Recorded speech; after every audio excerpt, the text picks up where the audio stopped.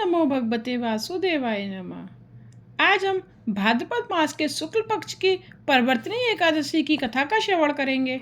सूत जी कहते हैं, भगवान श्री कृष्ण ने कहा, हे धर्मराज, जो स्त्री पुरुष भादो मास की शुक्ल पक्ष की परिवर्तनी एकादशी के दिन भगवान विष्णु के वामन रूप की पूजा अर्चना वंदना आदि करते हैं, वे सर्वत्र वंदनीय होते हैं।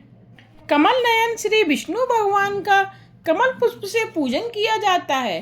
भाद्रपद शुक्ल एकादशी को व्रत पूजन और रात्रि जागरण विधि पूर्वक संपन्न करने वाले त्रिदेव अर्थात ब्रह्मा विष्णु महेश सहित तीनों देवताओं का तीनों लोकों में पूजन का पुण्य फल पाते हैं। सभी को इस परिवर्तनी एकादशी का व्रत रखना चाहिए। पौराणिक कथा के अनुसार इस एकादशी को शेषनाग की शैया पर लेटे विष्णु भगवान 4 मास के शयन के मध्य करवट लेते हैं, इसीलिए यह परिवर्तनी एकादशी कहलाती है। भगवान श्री कृष्ण के वचन सुनकर युधिष्ठिर ने जिज्ञासा प्रकट करते हुए प्रश्न किया, हे मधुसूदन, संपूर्ण सृष्टि का संचालन करने वाले भगवान विष्णु किस प्रकार सोते और करवट लेते हैं? किस तरह राजा बलि को वचन में बांधा और वामन रूप रखकर क्या क्या लीलाएं की? हरिशयनी एकादशी के बाद विष्णु भक्त का क्या कर्तव्य होता है, यह सब कृपया विस्तार पूर्वक कहिए। भगवान श्री कृष्ण ने कहा, हे युधिष्ठिर, मैं इस वृतांत को तुम्हें सुनाता हूँ। त्रेता युग में राजा बलि नामक एक राक्षस हुआ था। वह परम ज्ञानी और वेद सूक्तों से भगवान विष्णु का नित्य पूजन अर्चन और नित्य यज्ञ करता था, परंतु वह भगवान विष्णु की निर्धारित व्यवस्था का विरोध भी करता था। अपनी भक्ति और यज्ञों के प्रभाव से इंद्रलोक पर भी अपना अधिकार करके राजा बलि ने इंद्र आदि सभी देवताओं पर विजय प्राप्त कर ली थी। एक दिन सभी देवता एकत्र होकर सोच विचार कर भगवान विष्णु के पास गए और नतमस्तक होकर भगवान की स्तुति की। भगवान विष्णु से बलि के अत्याचारों और अपने कष्टों को बताकर उससे मुक्ति दिलाने की प्रार्थना की।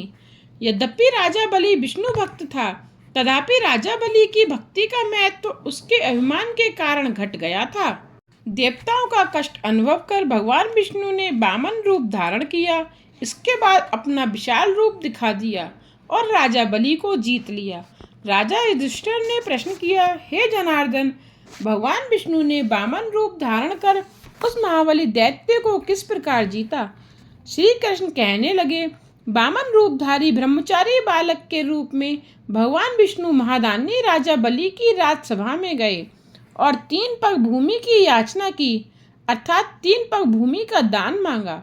महादानी होने का अभिमान रखने वाले राजा बलि ने इस याचना को तुच्छ मानकर 3 पग भूमि का संकल्प कर दिया। अपने त्रिविक्रम रूप को बढ़ाकर भगवान विष्णु ने भूलोक में पद, भवलोक में जंघा, स्वर्गलोक में कमर, महलोक में उदर, जनलोक में हृदय, यमलोक में कंठ, सत्यलोक में मुख कर दिया। मस्तक सबसे ऊपर था। विष्णु जी द्वारा स्थापित इस विशाल रूप को देखकर सूर्य, चंद्रमा, इंद्र आदि देवता देव सूक्तों द्वारा उनकी प्रार्थना करने लगे। तब राजा बलि से वामन भगवान ने कहा कि राजन, एक पग से पृथ्वी, दूसरे से स्वर्गलोक पूर्ण हो गए। धरती मैंने 3 पग मांगी थी। राजा बलि, बताओ तीसरा पैर कहाँ रखूं? बलि जो अच्छे भक्त थे, प्रभु की कृपा पाने के उद्देश्य से शीश झुकाकर खड़े हो गए। प्रभु अपना तीसरा पैर यहाँ रखें। यह सुनकर भगवान ने बलि के मस्तक पर पैर रख दिया। भक्त बलि पाताल को चला गया।